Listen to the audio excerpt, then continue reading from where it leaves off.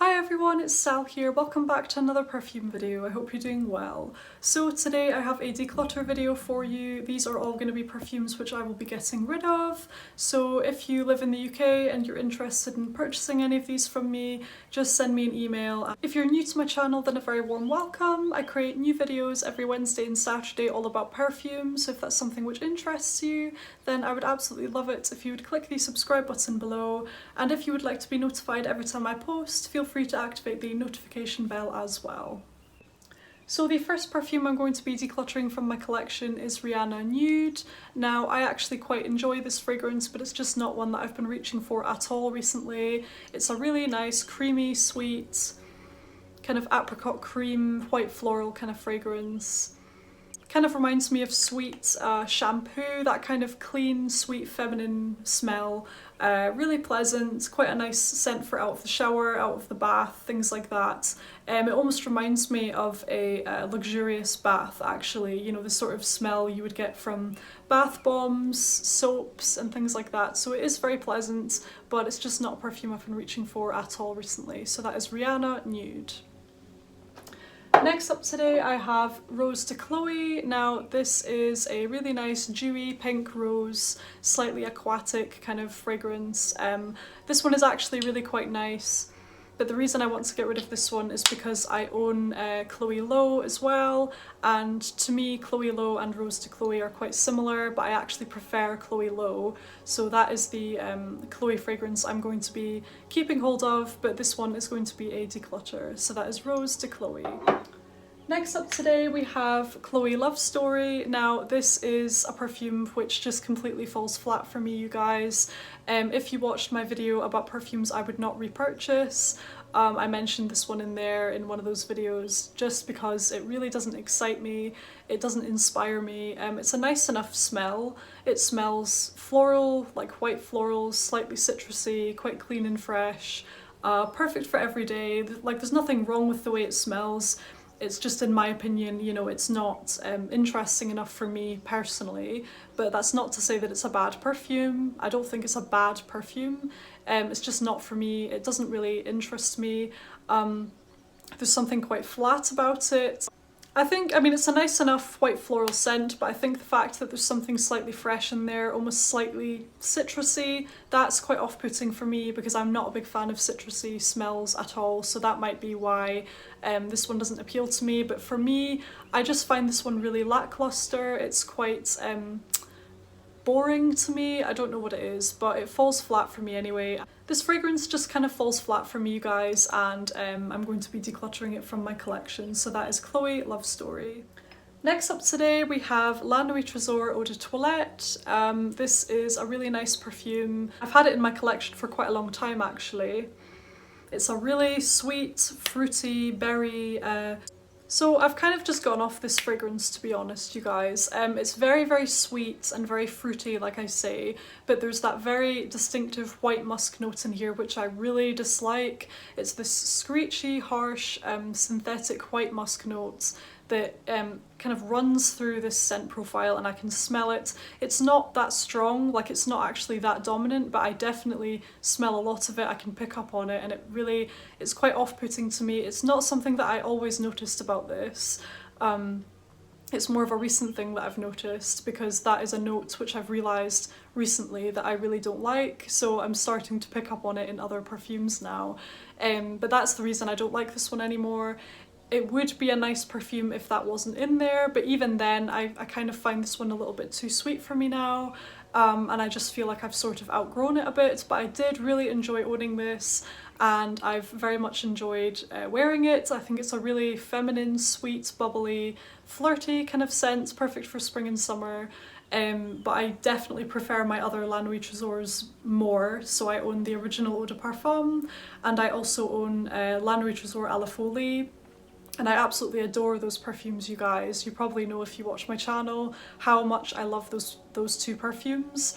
And just to me, this one doesn't even come close to those. So I feel it's just a little bit pointless owning this when I love the other two La Nuit Trésors so much, and this one is falling flat. I just don't see the point in keeping it. It is a beautiful bottle, and it's quite a nice perfume, but I can pick up on that musk note in here, which I don't like, and overall I am just quite tired of this scent, so therefore this perfume is going to be leaving my collection. Next we have Valentino Valentina Poudre.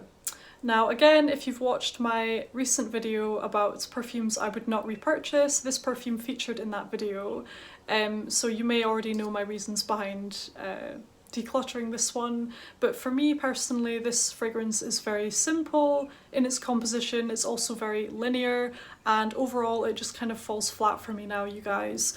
There's nothing wrong with how this smells, it smells very pleasant, it almost reminds me of a kind of iris marshmallow, like a powdery marshmallow type of smell with some iris, vanilla, woody notes, quite dry and powdery. It's really pleasant, but I'm just kind of tired of the scent. I've worn it enough, I've experienced it enough, and now I'm kind of done with it.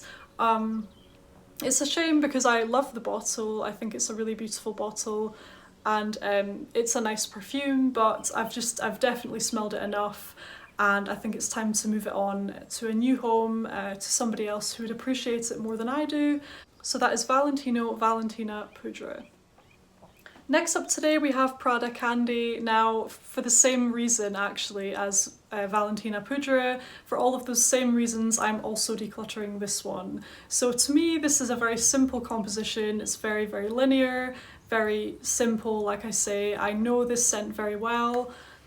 It no longer excites me, it smells divine, it smells beautiful, but it's just not interesting enough to me anymore. There are other perfumes in my collection which I would gravitate to more, and this is not one of those, unfortunately. So I'm going to be decluttering my Prada Candy. I would say if you really enjoy a really kind of warm benzoin vanilla type smell, powdery notes and caramel, then I would say you're going to love this. It's a nice perfume, but like I say, I'm just kind of tired of it. I have too many others in my collection, you know, that I reach for more, and it just doesn't make sense to keep this one.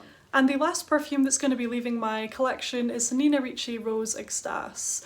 Now, I pretty much knew from day one, you guys, that this was a complete fail for me. That white musk note that I keep mentioning, that I really don't like, it is so strong in here, and it's pretty much all I can notice about it. Upon the first sniff out the bottle, I can detect some jammy rose notes, but there's just this overwhelming smell of a synthetic, scratchy, white musk note. It's just so overwhelming to me. It's so synthetic, it's so chemically, it's so harsh. Even smelling it out the bottle, I can smell it. And then once I spray it onto my skin, it's amped up even more. So I actually, I made the mistake of having this as my scent of the day the other day when I went to work.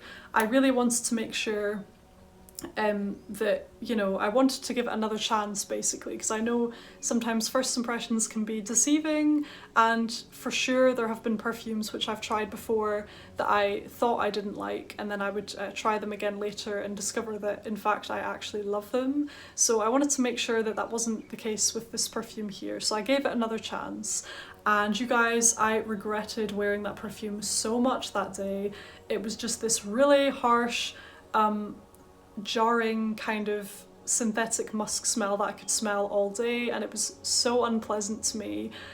So I really regretted wearing this as my scent of the day, unfortunately. So it's definitely a no from me. I really don't like this one. I'm sure it's a nice perfume. I'm guessing it's just my nose picking up on that one note. I've not even heard anyone else describe it in that way, so it's quite interesting to me how, you know, even when I first smelled it, it was just completely different to how I'd heard many other people describe the scent. I'd heard so many good reviews on this one, you know, consistently good reviews from many different people, so I just assumed that I would perceive it in the same way, but unfortunately it smells completely different to me. It's probably just the way my nose is perceiving it, like I keep saying, but anyway, it's just not for me, so I'm sure somebody else will appreciate this one an awful lot more than I do. and I'm definitely going to be decluttering it. So that's Nina Ricci Rose Extase. So there we have it, you guys. Those are the perfumes I'm going to be decluttering. They will be leaving my collection because for one reason or another they just did not work out for me. Thank you so very much for watching today. I truly appreciate you, and I'll see you on the next video. Bye!